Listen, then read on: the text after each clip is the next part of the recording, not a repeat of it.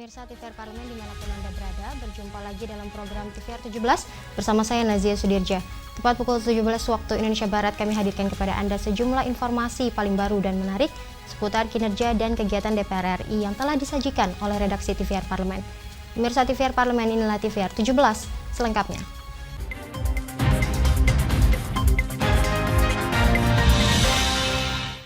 Pada Indonesia Pacific Parliamentary Partnership yang kedua, DPR RI ajak negara-negara Pasifik komitmen bersama menjaga stabilitas kawasan melalui diplomasi parlemen di tengah meningkatnya persaingan antar kekuatan besar. Turut hadir Presiden Republik Indonesia Joko Widodo yang mengapresiasi kemitraan strategis di kawasan Pasifik. Pada second meeting of the Indonesia Pacific Parliamentary Partnership atau IPPP tahun 2024, DPR RI mengajak negara-negara Pasifik berkomitmen untuk bersama menjaga stabilitas kawasan melalui diplomasi parlemen di tengah meningkatnya persaingan antar kekuatan besar. Ketua DPR RI Dr. Honoris Causa Puan Maharani mengatakan, sebagai negara kepulauan, Indonesia bersama negara Pasifik menghadapi tantangan yang sama, seperti ancaman perubahan iklim serta pengelolaan laut dan perairan. Kita harus berhati-hati agar kawasan Pasifik tidak menjadi arena persaingan negara-negara besar, dan kita harus berhati-hati agar tidak terjebak dalam persaingan tersebut. Pertemuan kedua IPPP ini berlangsung di tengah berbagai tantangan yang dihadapi kawasan Pasifik, seperti ketegangan geopolitik, ancaman konflik, polarisasi, lambatnya pertumbuhan ekonomi global, dan dampak pemanasan global. Sementara Presiden Republik Indonesia Joko Widodo mengapresiasi kemitraan strategis di kawasan Pasifik. Ia menegaskan kerjasama parlemen dapat dimanfaatkan untuk berbagi pengalaman dalam menyiapkan solusi bersama, baik terkait ketidakpastian ekonomi, geopolitik, dan perubahan iklim. Kemitraan ini sangat penting untuk semakin dieratkan, di mana kerjasama parlemen dapat dimanfaatkan untuk berbagi pengalaman, untuk berbagi best practice, dalam mencari solusi bersama, karena parlemen adalah jembatan antara aspirasi rakyat dan kebijakan publik. Rifki dan Koko, TVR Parlemen, melaporkan. Berita kedua masih dari agenda IPPP yang kedua, DPR RI sebagai tuan rumah telah mempersiapkan berbagai agenda pertemuan menyambut para tamu undangan dari negara-negara Kepulauan Pasifik, dan DPR RI berharap IPPP dapat mempererat hubungan antar negara untuk menghadapi berbagai tantangan seperti ketidakpastian ekonomi global, ketegangan geopolitik antar kekuatan besar, serta ancaman perubahan iklim dan krisis-krisis lainnya. Sidang Indonesia Pacific Parliamentary Partnership atau IPPP kedua resmi dibuka secara langsung oleh Presiden Republik Indonesia Joko Widodo didampingi Ketua DPR RI Puan Maharani dan Ketua Parlemen Tonga Fattah Fehi. Indonesia Pacific Parliamentary Partnership atau IPPP merupakan forum inisiatif diplomasi DPR RI untuk melibatkan parlemen negara kepulauan di Samudra Pasifik yang selama ini belum banyak dieksplor.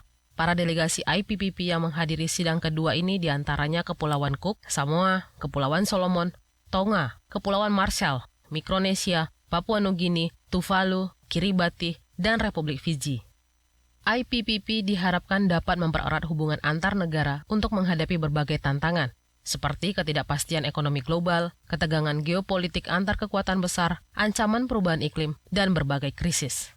DPR RI sebagai tuan rumah telah mempersiapkan berbagai agenda pertemuan. Parlemen Indonesia dengan parlemen-parlemen negara Pasifik akan mengikuti berbagai kegiatan.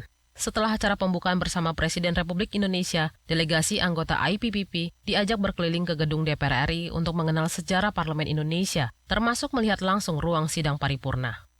Setelah kegiatan tour building, anggota IPPP akan mengikuti 3 sidang pleno yang hasilnya akan dijadikan sebagai rujukan pembuatan rekomendasi berbagai isu global. Pada hari ketiga pertemuan, delegasi IPPP akan diajak untuk mengikuti field trip ke Science and Technopark Institut Pertanian Bogor atau IPB dan Kebun Raya Bogor. Field trip tersebut bertujuan untuk mengenalkan kekayaan flora Indonesia dan memperlihatkan berbagai penelitian tentang bagaimana cara Indonesia melakukan hilirisasi produk-produk laut. Tim Liputan TVR Parlemen melaporkan. Kita beralih ke berita selanjutnya pemirsa. Pada kunjungannya ke Universitas Sumatera Utara, Badan Keahlian Sekretariat Jenderal DPR RI lakukan penandatanganan MOU dengan Universitas Sumatera Utara terkait dengan rancangan Undang-Undang Strategis Nasional di bidang perkebunan guna memperkuat riset serta kualitas dari perundang-undangan. Terkait rancangan Undang-Undang Strategis Nasional Bidang Perkebunan, Badan Keahlian DPR RI melakukan penandatanganan MOU dengan Universitas Sumatera Utara guna memperkuat riset serta kualitas dari perundang-undangan. Kepala Badan Keahlian Setjen DPR RI Innocentius Samsul mengapresiasi antusiasme akademisi Universitas Sumatera Utara dalam proses MOU dengan DPR RI. Ia menambahkan masukan dan dukungan dari akademisi dapat bermanfaat bagi proses perancangan undang-undang. Kerjasama, dukungan untuk pembuatan naskah akademik ya di Badan Keahlian, tetapi ada juga kegiatan-kegiatan lain, misalnya magang ya, jadi riset ya, jadi kalau ada mahasiswa dari USU yang mau penelitian dalam rangka penulisan tesis maupun disertasi akan kami prioritaskan. Sementara itu, Rektor Universitas Sumatera Utara Muryanto Amin menyampaikan, kepercayaan Badan Keahlian DPR RI kepada para akademisi di Universitas Sumatera Utara dapat memperkuat kelembagaan untuk berkolaborasi dengan mitra lainnya. Ia berharap adanya peran dari para akademisi berdampak terhadap perbaikan kebijakan yang memprioritaskan kebutuhan masyarakat. Tanpa peran akademisi, undang-undang itu bisa menjadi lebih baik. Karena tugas akademisi itu pekerjaannya adalah melakukan riset, memberikan saran perbaikan, kemudian juga memperkuat atau mencetak sumber daya manusia. Dari Medan, Samsul Fajri, TVR Parlemen, melaporkan. Mengeluarkan uang sebesar 56 juta rupiah tidak menjamin jamaah haji memperoleh layanan sesuai standar yang ditetapkan. Sejumlah catatan evaluasi ditemukan oleh tim pengawas haji DPR RI. Apa saja yang menjadi catatan evaluasi dari DPR RI untuk penyelenggaraan ibadah haji di tahun ini? Informasi selengkapnya sesaat lagi, tetaplah di TVR 17.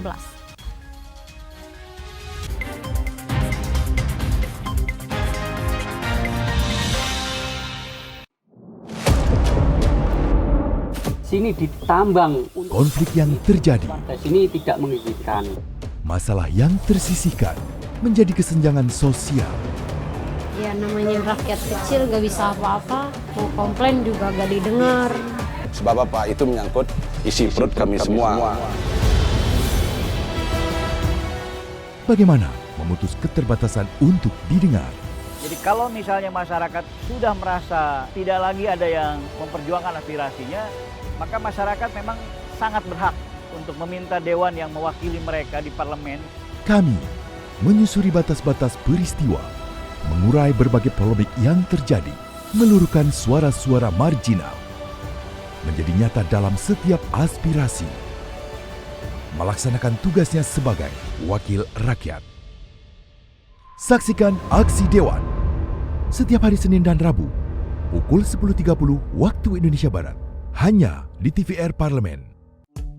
DPR RI memiliki fungsi diplomasi dalam menjalankan politik luar negeri sesuai dengan pasal 116 Undang-Undang MD3. Kontribusi aktif BKSAP DPR RI memainkan peranan penting dalam memenangkan persaingan global melalui IPU, IPA, IPPF, IPA, dan PUIK. BKSAP memiliki komitmen yang tinggi dalam krisis kemanusiaan dunia. Fungsi diplomasi dijalankan untuk mendukung upaya pemerintah dalam melaksanakan politik luar negeri.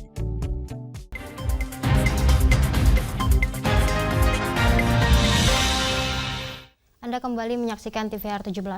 Pemirsa, over kapasitas tenda jemaah, toilet yang tidak berfungsi hingga penundaan keberangkatan haji menjadi sorotan utama tim pengawas haji DPR RI di tahun ini.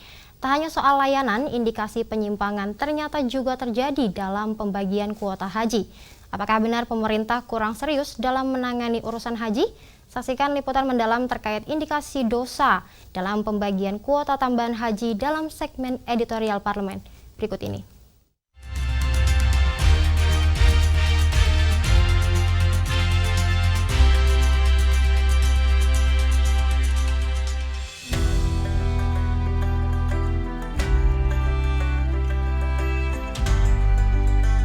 Tuntasnya penyelenggaraan ibadah haji tahun 2024 masih dibayang-bayangi sejumlah catatan evaluasi.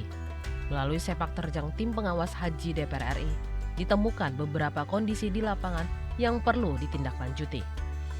Di antaranya mengenai overkapasitas tenda jemaah, toilet yang tidak berfungsi, hingga penundaan keberangkatan haji. Kondisi itu tak sesuai dengan kualitas standar yang disepakati dalam rapat panja Komisi 8 dengan Kementerian Agama RI. Terlebih, para jemaah haji harus mengeluarkan uang yang tidak sedikit untuk ibadah ke Baitullah, yaitu sebesar 56 juta rupiah, atau sekitar 60% dari total biaya perjalanan ibadah haji senilai 93 juta rupiah. Kita tahu bahwa persoalan hotel, persoalan catering dan sebagainya itu masih belum memenuhi standar yang pas untuk apa yang kita inginkan lewat panja haji. Ini penting bagi kita untuk kembali memberikan pelayanan yang optimal dan maksimal kepada jemaah, termasuk tentu petugas-petugas yang memang dia harus menguasai bagaimana SOP pelayanan terhadap jemaah haji. Jangan sampai ada orang berangkat haji dibiayai negara, tapi dia tidak melakukan upaya-upaya pelayanan yang optimal. Tak hanya soal layanan, indikasi penyimpangan juga terjadi dalam pembagian kuota haji. Dalam rapat panja Komisi 8 dengan Menteri Agama tahun 2023, disepakati kuota haji Indonesia sejumlah 241.000 orang, dengan rincian kuota haji reguler sebanyak 221.720 dan haji khusus sebesar 19.280. Namun, realisasinya 213.320 masuk haji reguler, sementara haji khusus mencapai 27.680. Pergeseran kuota inilah yang menjadi sorotan tajam tim pengawas haji DPR. Sebagai tindak lanjut fungsi pengawasan, DPR RI resmi membentuk panitia khusus angket haji pada rapat paripurna 9 Juli lalu. Ada beberapa poin utama yang menjadi fokus pembahasan panitia angket, mulai dari manajemen kuota haji, penyelenggaraan perjalanan ibadah haji, serta manajemen pembiayaan haji. Ya tentu yang terkait dengan manajemen kuota haji, ya kemudian pengalihan dari reguler ke haji plus, terus kemudian ya indikasi-indikasi lain yang sekarang ternyata semakin berkembang. Misalnya ditengarai ada unsur-unsur korupsi, konon seperti itu karena memang ada laporan sedemikian. Kemudian juga yang terkait dengan pelaksanaan haji itu sendiri, misalnya manajemen pelayanan di Arafah, di Musdalifah, di Mina atau di Amusna. Kemudian kita juga cek misalnya kaitan kebijakan yang terkait dengan catering dan juga penunjukan rekanan seperti apa dan seterusnya, ya semua hal. Intinya apa sih yang membuat kemudian penyelenggaraan haji ini menjadi catatan serius dari tim WAS, maka ini yang kemudian akan kita dalamin dan selidiki. Beberapa permasalahan ibadah haji tahun 2024 sejatinya pernah terjadi pada penyelenggaraan ibadah haji di tahun-tahun sebelumnya. Maka cukup beralasan jika pemerintah dianggap kurang serius dalam menangani urusan haji. Pengawasan haji tahun lalu dengan yang sekarang itu sama. Kesalahan yang diulang-ulang, kesewenangan manajemen busuk yang tidak pernah mau berubah. Tapi karena tahu haji tahun ini itu ada viralnya, jamaah ngamuk-ngamuk kemudian viral, semua ngamuk, apapun yang dilakukan oleh tim pengawas haji menjadi ikut viral. Dan ketika viral semua tidak bisa membantah. Harus ada pembenahan sistem yang lebih baik, tidak bisa diatasi dengan sembarangan. Pansus Angket Haji direncanakan mulai bekerja pada masa reses sebelum pembukaan masa sidang pada 16 Agustus mendatang. Pansus ini setidaknya memiliki 3 tujuan utama, yaitu untuk membuktikan penyalahgunaan wewenang, mengungkap maladministrasi, serta mengevaluasi kebijakan penetapan kuota tambahan ibadah haji. Sehingga duduk perkara penyimpangan penyelenggaraan ibadah haji dapat jelas terungkap secara ilmiah berdasarkan data dan fakta.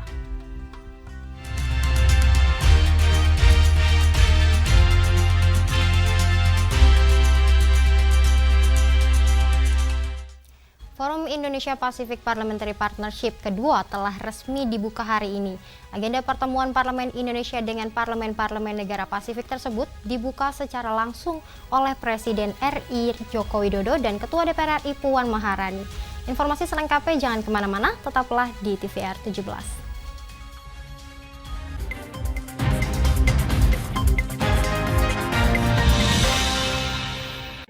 Selamat datang di Biro Pemberitaan Parlemen. Anda memasuki kawasan zona integritas menuju wilayah bebas dari korupsi atau WBK dan wilayah birokrasi bersih dan melayani atau WBBM. Biro Pemberitaan Parlemen berkomitmen penuh untuk mewujudkan wilayah bebas korupsi dan wilayah birokrasi bersih dan melayani. Komitmen kami, pejabat dan jajaran memiliki komitmen tinggi untuk mewujudkan WBK dan WBBM melalui reformasi birokrasi, khususnya dalam hal pencegahan korupsi dan peningkatan kualitas pelayanan publik. Kedua, bebas dari korupsi dengan terwujudnya wilayah bebas korupsi atau WBK, yang artinya bebas dari KKN, gratifikasi dan dari segala bentuk pungutan liar atau pungli. Terakhir, pelayanan prima dengan terwujudnya wilayah birokrasi bersih melayani, yaitu dengan meningkatnya kualitas pelayanan publik dan tercapainya kepuasan masyarakat terhadap pelayanan.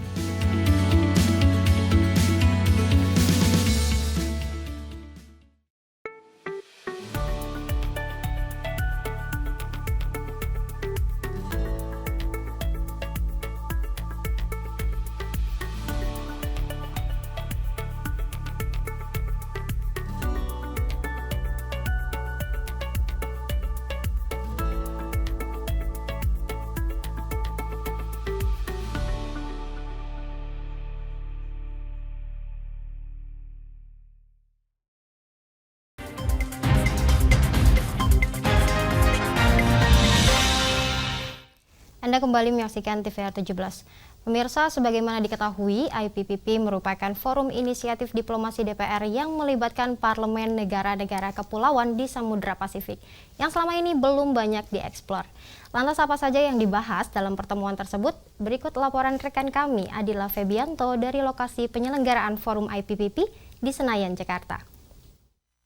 Baik pemirsa TVR Parlemen dimanapun Anda berada, saat ini saya sudah ada di lokasi pelaksanaan pertemuan kedua Indonesia Pacific Parliamentary Partnership atau kita kenal juga dengan IPPP.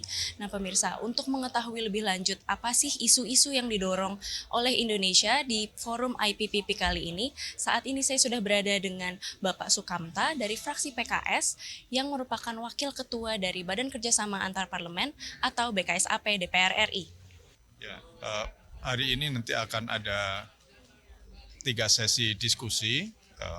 Yang pertama nanti akan dipimpin oleh Bu Ketua, Bu Puan, untuk mendorong satu kesepakatan bersama yang bisa dibuat statement. Yang kedua itu kita akan berdiskusi soal bagaimana mendayagunakan lautan, karena Pasifik ini lingkungan utamanya adalah pulau-pulau dan lautan. Bagaimana kita bekerja sama, berkolaborasi antara Indonesia dengan negara-negara Pasifik ini memberdayakan ekonomi biru yang berbasis pada maritim.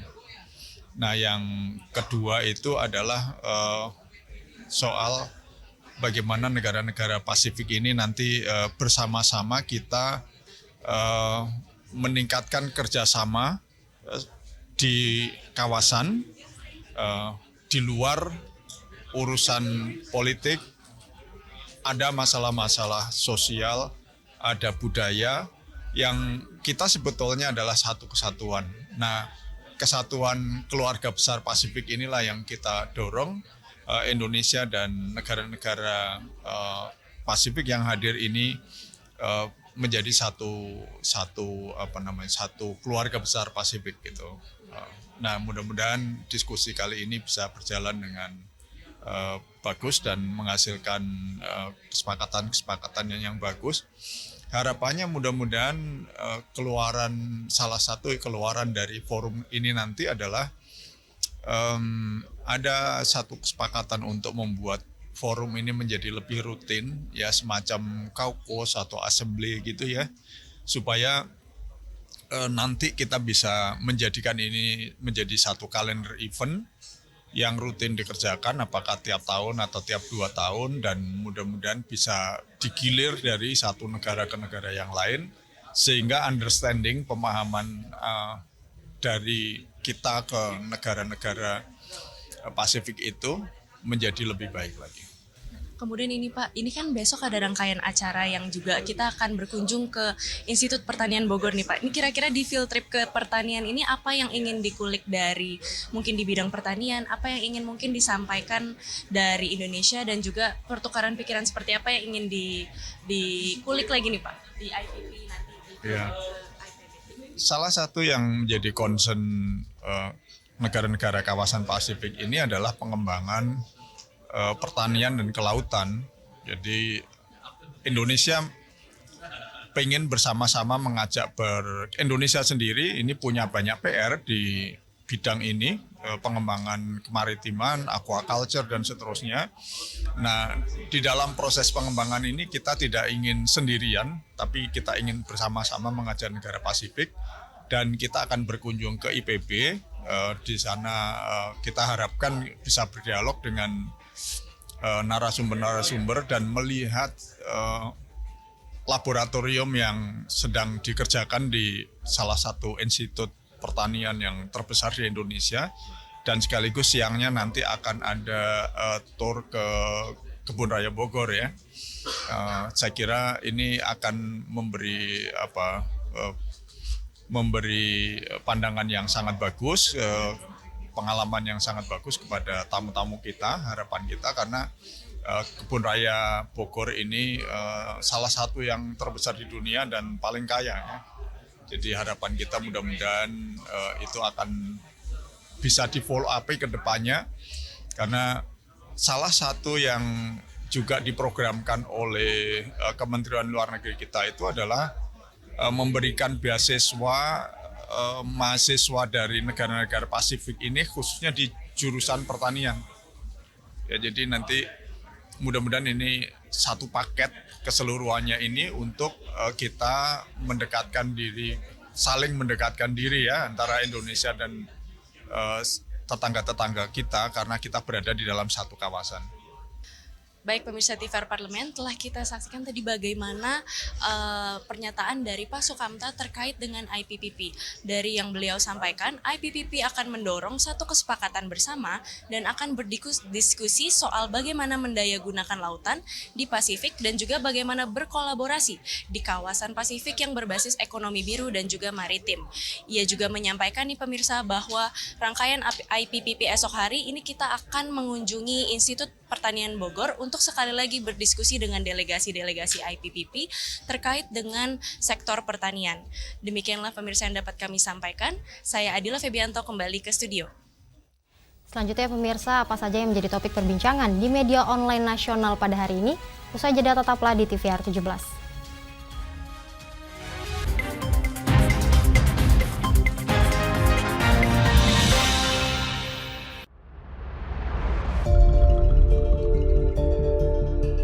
Dewan Perwakilan Rakyat Republik Indonesia akan menjadi tuan rumah penyelenggara Indonesia Pacific Parliamentary Partnership atau IPPP untuk kedua kalinya di Jakarta pada tanggal 25 hingga 26 Juli 2024. Terbentuk karena latar belakang Indonesia dan negara kepulauan Pasifik yang memiliki potensi besar, guna meningkatkan kerjasama terutama dalam pengelolaan sumber daya laut yang meliputi lebih dari 70% wilayah kedaulatan.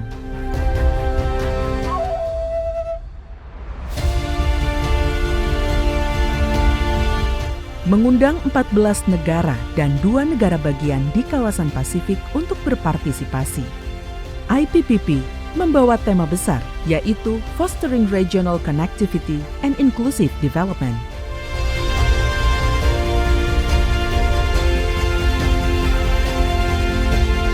IPPP berupaya memperkuat kerjasama antar parlemen dalam memajukan konektivitas dan pembangunan inklusif di kawasan Pasifik pada sektor maritim, lingkungan, perubahan iklim, bencana alam, sosial budaya, hingga pendidikan.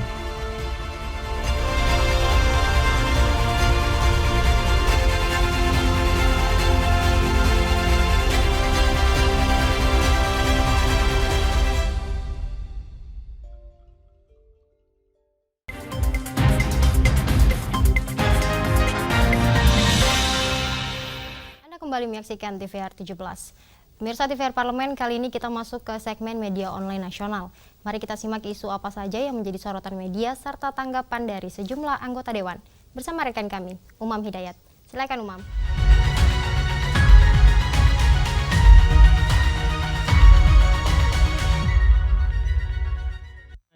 Pemirsa, berita pertama yang menjadi headline di media online yaitu Forum Parlemen Republik Indonesia Pasifik akan hadirkan dialog dengan negara-negara Melanesia. Dapat dilihat di layar kaca Anda, pemirsa. Di sini Ketua DPR RI Puan Maharani mengungkap sidang Indonesia Pacific Parliamentary Partnership atau IPPP yang kembali dihelat di DPR untuk kedua kalinya turut menghadirkan acara dialog bersama negara-negara rumpun Melanesia. Pemirsa, sebagaimana diketahui, IPPP merupakan forum parlemen Indonesia dengan negara-negara kepulauan di Pasifik yang diinisiasi oleh DPR RI. IPPP juga merupakan forum inisiatif diplomasi DPR untuk melibatkan parlemen negara kepulauan di Samudra Pasifik yang selama ini belum banyak dieksplor. Dan pemirsa, tujuan utama dari penyelenggaraan sidang IPPP yaitu untuk memperkuat diplomasi parlemen dalam membangun kerjasama dengan negara-negara Pasifik di bidang-bidang yang menjadi prioritas bersama seperti maritim, ekonomi biru, konektivitas, dan juga pencapaian SDGs atau pembangunan berkelanjutan. Pemirsa, kita beralih ke berita selanjutnya yang juga menjadi headline di media online, yaitu DPR RI harap kontingen Indonesia raih emas di Olimpiade Paris. Dapat dilihat di layar kaca, pemirsa. Di sini DPR RI dukung 29 atlet Indonesia yang akan bertanding di Olimpiade Paris 2024. Tim Merah Putih diharapkan memberikan hasil terbaik sehingga bisa menaikkan bendera Merah Putih serta lagu Indonesia Raya yang dikumandangkan pada ajang Olimpiade Paris. Dan bisa terkait hal ini juga anggota Komisi 10 DPR RI Andreas Hugo Pareira mengajak seluruh rakyat Indonesia untuk memberi dukungan bagi tim Garuda. Dan selain itu, pemerintah juga didorong untuk terus memberikan perhatian terhadap kemajuan olahraga Indonesia, termasuk dengan terus memberikan dukungan sarana-prasarana untuk kemajuan atlet. Dan pemirsa, itu tadi headline di media online pada hari ini, yaitu Forum Parlemen Republik Indonesia Pasifik akan hadirkan dialog dengan negara-negara Melanesia, serta DPR RI yang berharap kontingen Indonesia raih emas di Olimpiade Paris. Kembali ke rekan Nazia.